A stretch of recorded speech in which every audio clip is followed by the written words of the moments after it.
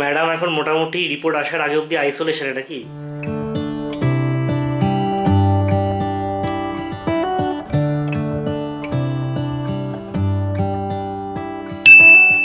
কালকে রাত 2:30 অবধি সৌমি এডিট করেছে, তাই জন্য সকালবেলা উঠে আর নড়তে নড়তেই সময় চলে যাচ্ছে। তাই ভাবলাম ব্রেকফাস্টটা আমি বানিয়ে দিই। মা বাবার খাওয়া অলরেডি হয়ে গেছে, ব্রেকফাস্ট ওনারা তো টাইমে খায়, বাট আমাদের ব্রেকফাস্ট টাইম বলতে ওই 10:30 বলতে পারো। তো কিছু ফ্যান্সি বানাইনি, জাস্ট ম্যাগি। তো সেটা বানিয়ে এখন ম্যাডামকে দিই। আজকাল আমরা ম্যাগি খেলেই না এই ম্যাজিক মশলাটা অ্যাড করছি। দুটো ম্যাগিতে একটা ম্যাজিক মশলা অ্যাড করলেই পুরো টেস্ট চেঞ্জ হয়ে যাচ্ছে। কোথায় নাও, good morning. Thank you, good morning.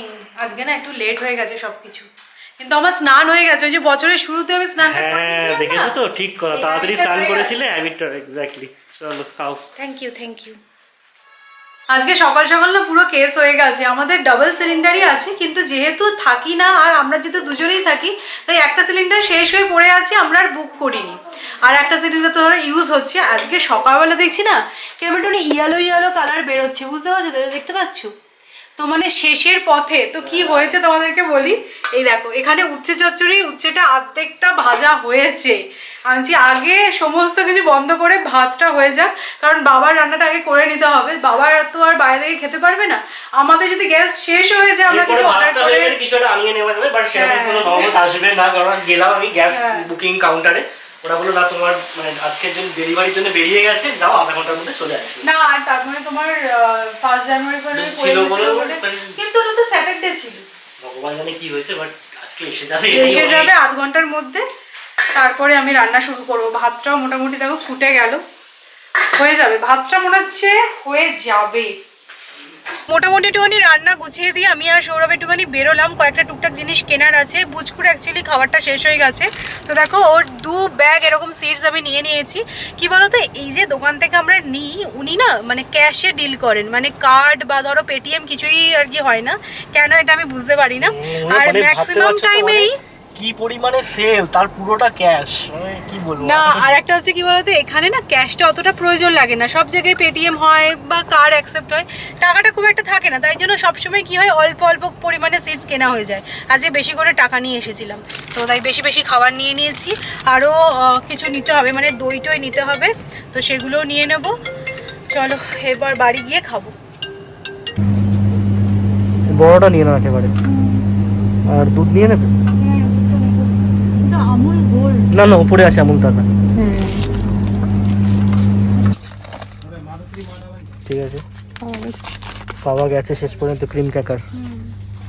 সোমবার জানো তো আমাদের এদিকে খুব ভালো মাছ পাওয়া যায় না, তো আজকে ফুলকপি আলু দিয়ে ডিমের ডালনা হয়েছে, আর হচ্ছে উচ্ছে চচ্চড়ি।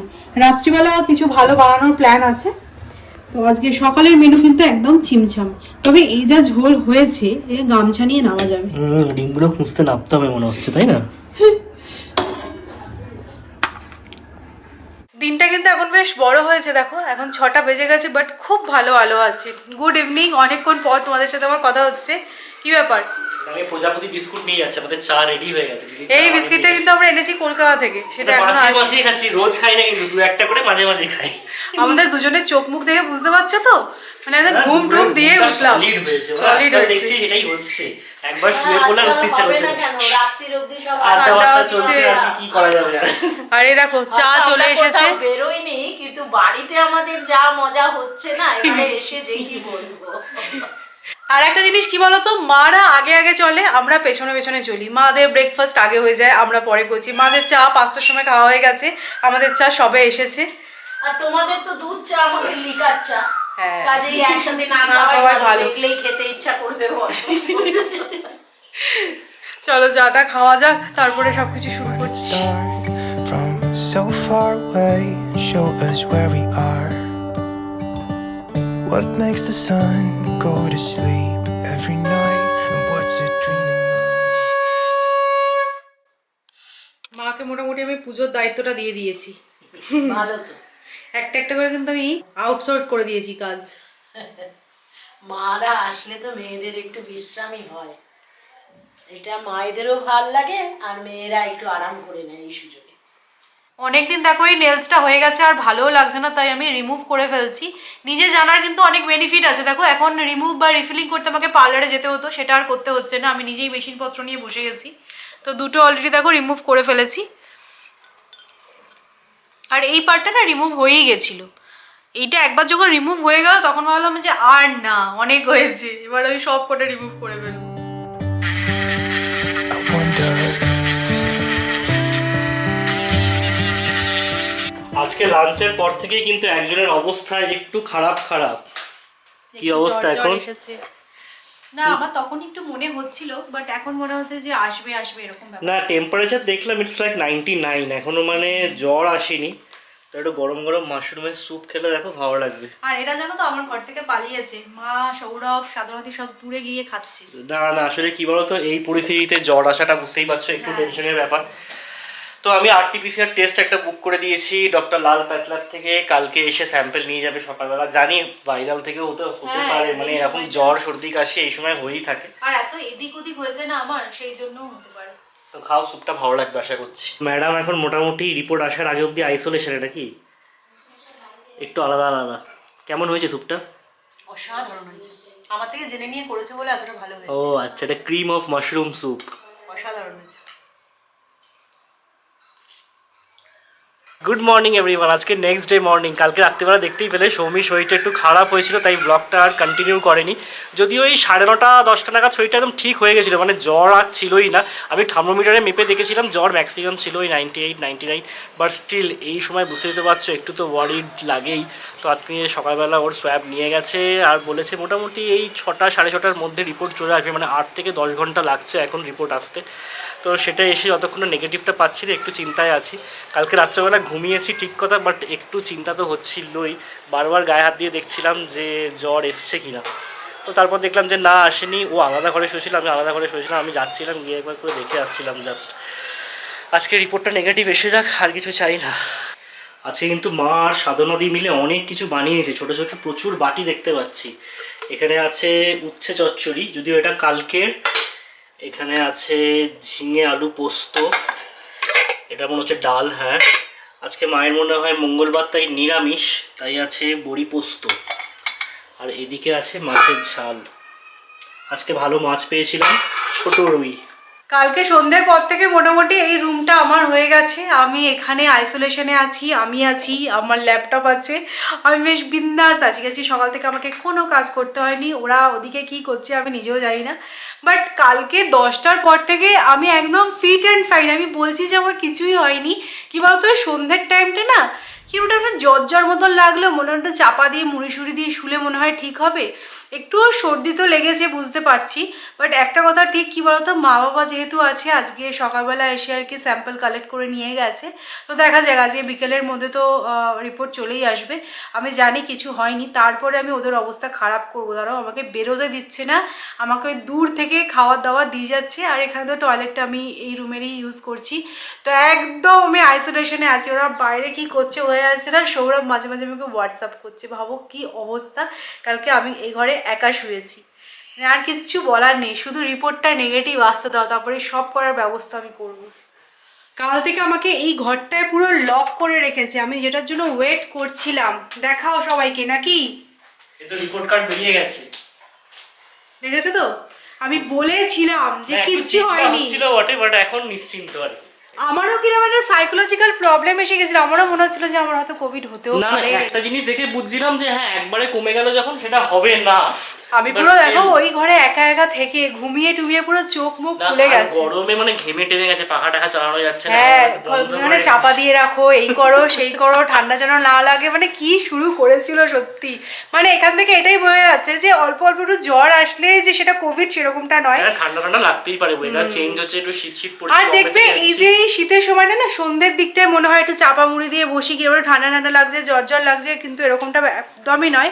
আর একটা জিনিস আমার যেটা মনে হচ্ছে, মানে বম্বে থেকে কিন্তু পুনের টেম্পারেচারটা অনেকটাই কম, সেই কারণে টপ করে লেগে গেছে। আর আমরা সেদিনকে গাড়ি করে এসেছি, ফুল এসি ফেসি চালিয়ে চলে এসেছি। অত ভোরবেলা তো ম্যাডাম মানে সহ্য করতে পারিনি আর কি ব্যাপারটা, বুঝতে পারছো? আমার তো জানোই যে একটুতেই ঠান্ডা লেগে যায়, কালী পুজোর সময় লেগেছিল, জ্বর হয়েছিল, চলে এসেছিল আর কি বলবো। তবে একটা কথা মা একটা ভালো বলেছে যে শুধুমাত্র আমার টেস্ট করালে হবে না, সবারই টেস্ট করে নেওয়া বেটার। হ্যাঁ নিয়ে গেছে বিকেলবেলা, কালকে সকালবেলার মধ্যে রিপোর্টও পেয়ে যাবো, দেখা যাক কি হয়। সবার এখানে অ্যাকচুয়ালি চিন্তা কিসের বলো তো, মহারাষ্ট্রে কেসেসটা অনেকটাই বেড়ে গেছে, তাই জন্য এই যে চিন্তাটা হয়েছে। এর আগে মানে ধরো 1-1.5 মাস আগেও যদি এরকম সিচুয়েশন হতো, ভয় পাওয়ার কোনো জায়গা ছিল না। যাই হোক চলো বাবা, আমি শান্তি পেলাম। এই যে আমার কোভিড হয়নি সেটা সেলিব্রেট করছি আমরা ঝালমুড়ি দিয়ে। হ্যাঁ আমি দেখো ঝালমুড়ি বানাতে চলে এসেছি, মানে ঝাল ঝাল কিছু খেতে ইচ্ছা করছে না। আর ছোলাগুলো দেখছি একদম মানে কলাই বেরিয়ে গেছে। বাবার জন্য এগুলো ছিল, তো বাবা তো খেয়ে নিয়েছে, আমি একটুখানি অল্প নিলাম।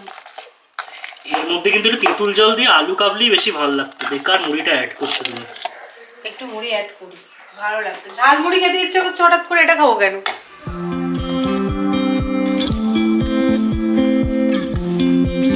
আজকে সকালে মাসিকেও আসতে বারণ করে দিয়েছিলাম, ওকে ডিটেলসে কিছু বলিনি, কারণ প্যানিক ছড়িয়ে তো কোনো লাভ নেই, আর ওদের তো জানোই একটা কিছু যদি শোনে তাহলে সেটা রাষ্ট্র করবে। তো সাধনাদি আছে, ব্যাপারটা অনেকটাই ম্যানেজ হয়ে যাচ্ছে। আরও কেন সবাই আমরা টেস্টটা করে নিলাম। কালকে না দাদা আসছে, দাদার আসলে বৃহস্পতিবার আসার কথা ছিল, কিন্তু দাদা বলছে আমি ওখানে বোর হয়ে যাচ্ছি। অ্যাকচুয়ালি স্নেহাদি এখন বাপের বাড়িতে আছে বাচ্চার জন্য, তো ওখানে একা একা কী করবে, তো আমি যে ঠিক আছে আসবি, কিন্তু আমরা আগে এখানে সবাই সেফ আছি ঠিক আছে সেটা জেনে নিয়ে আসাটা খুব বেশি ইম্পর্টেন্ট। তো কালকে আশা করছি সবার রিপোর্ট চলে আসবে। আর সত্যি বলছি সাধনাদি আছে বলে না মানে আমাদের অনেকটাই হেল্প হবে। মা তো অতটা কিছু করতে পারে না, আজকে সকালবেলা থেকে আমিও বেরোতে পারিনি, কিচ্ছু করতে পারিনি।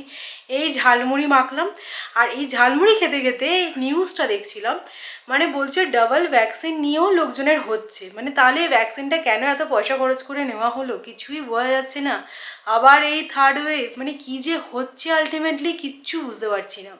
আর মোটামুটি একটা ঠিক যেটা হয়েছে, গোয়া যাওয়াটা হয়তো আমরা ক্যান্সেলই করে দিচ্ছি, কারণ দেখতে পাচ্ছ আমার এখনও মানে বেশ সর্দি সর্দি লেগেছে।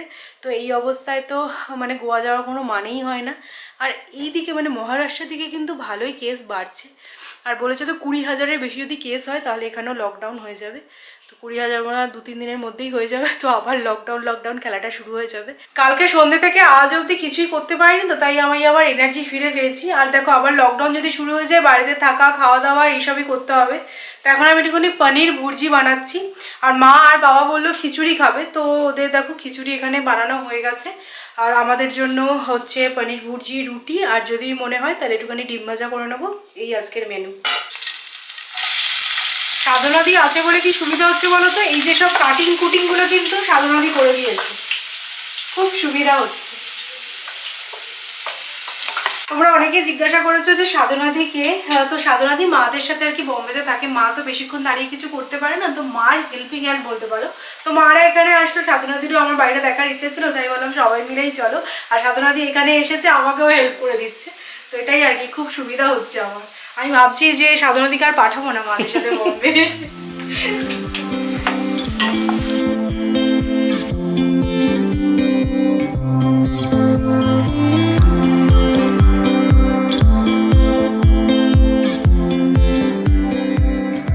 চলো আজকের মতো ব্লগটা আমি এখানেই এন্ড করছি। কালকে দাদা আসছে, আবার ইন্টারেস্টিং ব্লগ তোমরা দেখতে পাবে। আর হ্যাঁ, এইসব করে একদিন গ্যাপ হয়ে গেছে, তোমরা অনেকেই আমাকে মেসেজ করেছো যে সুমি আজকে কেন ব্লগ এলো না, তো এইসব রিজন তোমরা তো কালকে সবটাই জানতে পেরে যাবে। তো যদি আজকের ব্লগটা ভালো লেগে থাকে তাহলে লাইক করো, শেয়ার করো, যারা নতুন দেখছো চ্যানেলটা সাবস্ক্রাইব করো। কালকে আবার দেখা হচ্ছে, ততক্ষণের জন্য টাটা।